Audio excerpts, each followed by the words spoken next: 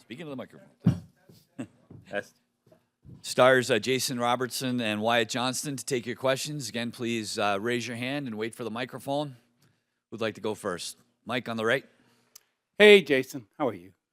I'm good, Mike. How are you? I'm doing great.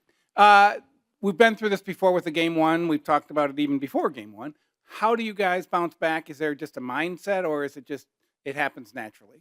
I think it's the mindset. Like I said earlier, it's unfortunate that lost every game one in my career before we even talked about it. But that's it's not like it's going to be any easier tonight. We saw it against Vegas. We lost game 2, so we were able to respond against Colorado, and we're going to have to be able to do it tonight. So I'm sure everyone will be ready and make adjustments accordingly and be ready to go. Other questions? We'll go to Tracy on the left. Wyatt, Pete said that Robe Hintz is a game-time decision if he's able to go. Just how much of a boost is that on the ice, in the room, everything for you guys? Yeah, it's huge. He's an awesome player. He's, drives the game, and he's awesome. So yeah, it would be great, if he's in the lineup tonight. But obviously, if not, just other guys stepping up, and kind of whoever's been in that role, or kind of everyone who's been on the ice have just been able to step up and do what needs to be done. So yeah. Center left, Derek. Wyatt, there's a lot of older veterans on this team and a lot of young guys on this team. I'm just curious how you guys bridge that generation gap. Like when you guys talk about things, is there a generation gap there, and how do you guys get along? We get along really well. At the end of the day, when we're on the ice, age, experience, kind of all that stuff doesn't really matter. We're just out there playing the game, and everyone's doing their part, doing what needs to be done. So I think it's been awesome for me to have all the older guys just kind of be guys to look up to, learn from, and just kind of get their input. So yeah, it's awesome for younger guys like me, and just to learn from them. But yeah, on the ice, we're just it doesn't really matter. Kind of, it's just whoever's out there just kind of does their part, and yeah. Fourth row on the left, Ryan. This is for either one of you. What would you say were the lessons learned from the position you're in this time last year, where you're in the Western Conference Final and you've seen, hey, this is how a series can get away, but you can also climb back in it? And how do you think that's helped you this year in terms of being able to stay in series regardless of what happens in game one? Yeah, it's definitely a lesson we learned last year, especially at the conference finals. It's a big moment, but I think we're a better team now than we were last year. So our mentality as a group is stronger. I think guys are more confident in our response. I think that's been the way the whole year. We haven't let a lot of stuff get away from us like last postseason. So I think everyone's going to be mentally sharp, ready to go, like they were, every game 2 of these playoffs. And whatever happens. But we're not going to be able to walk away tonight knowing that we aren't prepared and aren't ready. Back to Mike on the right. Hey, Wyatt. Joe Pavelski worked out yesterday, talked about how he feels he needs to give more to the team. Pete talked this morning just about how that example can really create leadership, and guys will watch him and see just what you have to do. So what is the impact for a young player to watch a guy like Joe put in that extra work and take responsibility? Yeah, it's great. I'm pretty lucky I get to see firsthand all the stuff he does. Obviously everyone gets to see what he does at the rink, but I get to see kind of what he does away from the rink, and just how much he does to make sure he's ready to play every night. And it's impressive what he's been doing at his age, and it's there's a reason for that. Just kind of the way he treats his body, how much work he puts into the game, and it's a great example for everyone just seeing what he's doing, and he's putting in that work. He's he's just doing what he can to make sure he's ready to play every night. And that's one thing that I know I've really took from him, and I think everyone's done that as well. Any more questions? Thank you. Go to hang on. Wait for the mic, please, Mark. Thanks. What's the thing? Like, you're a young guy, you got a big long career ahead of you. He's 39 and, somewhere near the end. What's the thing you learn from Joe that you're going to never forget as you go through your career? It's a good question. I think there's a lot of things. I mean, as I kind of mentioned before, I think, the biggest thing is just the way he goes about his business every day, and, all the work he puts into, his game and his body, especially off the ice. I think that's probably maybe the biggest thing that I've learned, being in junior and before that, you think you treat your body well, you think you do the right things, but, when you're here and you get to see, all the, pros here, and especially Joe, you see how much can be done. I've took a lot from him, and then I think another thing is just his love for the game, and I mean, you see him every day. You see the smile on his face. You see how much he loves the game, and he loves being at the rink and being around the boys. And I think that's really important as well. Just if you love the game, you're gonna want to keep pushing. You're gonna want to keep playing, and I think those are probably the two biggest things that I've learned from him. Game ones and then bouncing back. What is the mindset and how important is this game? Yeah, obviously huge. We've been in this situation twice already. So once we took care of business, once we didn't, and put ourselves in a even bigger hole. So I mean, we know the importance of the game today, and we need to be sharp and ready to go. What have you learned about the mindset of this team in the short time you've been here? It just seems like it is very resilient. Yeah, I mean, that's the thing with playoffs, right? You play one game and it's in the garbage, and you move on, right? So I mean, yeah, like you said, resiliency, competitive. We want to win. So I mean, just trying to get our game to where it needs to be for tonight. We're going to talk a lot about their best players. Do you guys look and say, we've got to do something different in this game to keep those guys off the sheet?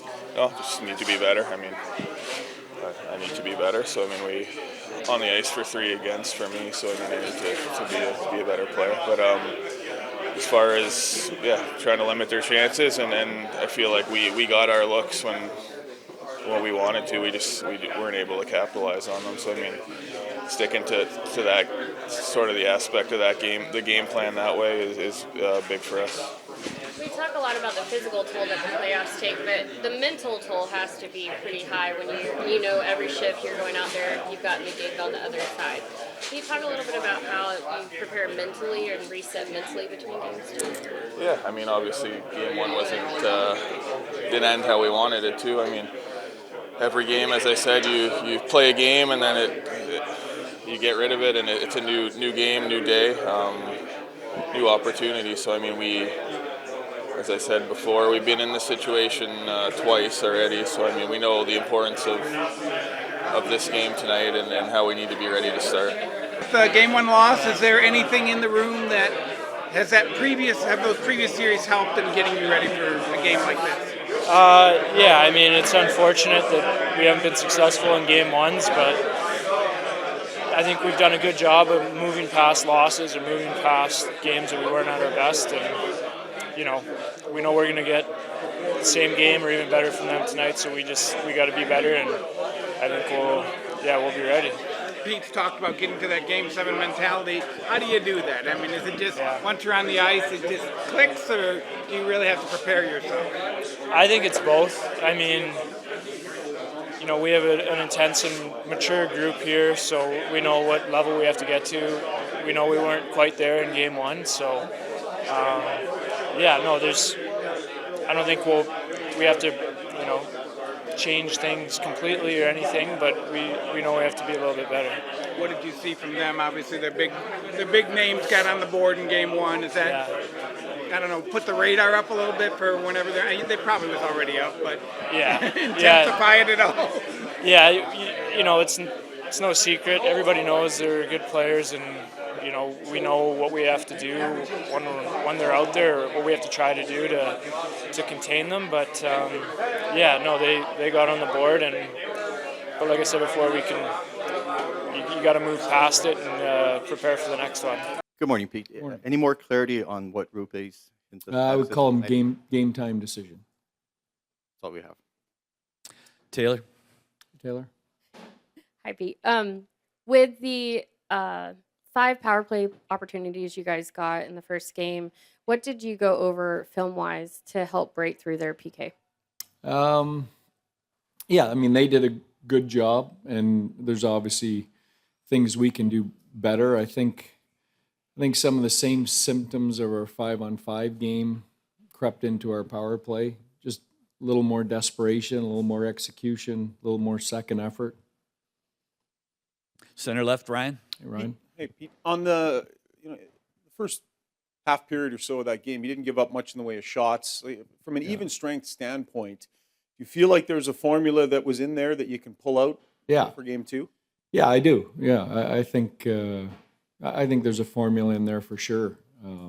Again, we've got to get to it. I said yesterday, I felt I didn't feel the difference was in style of play or X and O's. I think the difference in game 1 was one team had a game 7 mindset coming off a game 7, and the other team, was coming off 5 days off, and I thought we looked like we were gonna play a little bit cute, and so we'll fix that tonight.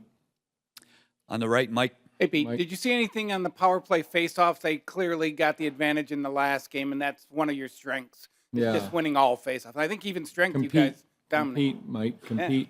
Yeah. That's face-offs are a compete indicator. Stay in that same row, Nick. Joe Pavelski was out for a highly optional skate yesterday. He's out there early today. I asked him yesterday, why are you out there? I kind of expected him to say, well, you're always working on your game. Yeah. He made it clear he's not happy with his production. He wants more. You've known him for a long time. What do you think he's going through? What are you working on with him at the moment? Yeah, I mean, I think the one thing about, I'm trying to give Joe his space. I think he's, Joe's as much coach as he is player. But at the same time, you still have, player insecurities if you're not producing. This is a guy that has produced his entire career, but he also knows that you're going to go stretches in the playoffs without producing, and you can't ride those waves too high or too low, and I think he gets that. He's so professional in his approach, not only in working on his own game, but the message to the other guys in the room on that, I think is critical. Look, you know what? I'm not happy with myself, and look, I'm going to do something about it. I think that messaging is fantastic leadership. Fourth row on the left, Josh. Pete, if Rupe is able to go tonight, what does he bring to your lineup, and what have you missed without him? I guess my question would be, he's not McDavid, but what would they be, if they took their first line center out of the lineup? What would the Rangers be if you took Zibanejad out of the lineup? I mean, it's fairly obvious. He's big, he skates, he's a 200-foot player. He's one of our best defensive players, one of our best penalty killers, creates offense. I don't know if there's anything else on that list. He's physical. Middle in the back, Sean. Yeah, hey, Sean. Hey, Pete. You said that Game 7 mindset that you're very confident your team's going to get to tonight. What are kind of clearly you've been able to get there over and over again throughout this year. What are the markers in that room that make you so confident that they're able to get to that mindset that quickly? Yeah. Well, I think it's an honest group, and they have really good self-awareness, and they know when our details and our mindset isn't in the place it needs to be. And, usually that results in you losing, but sometimes you win, when you're, and I don't think we were off a lot. It wasn't like we were a no-show. I mean, we're a post away from winning that game. So, but we were off enough that, we've got to be better. Anything else? No. Thanks, Pete.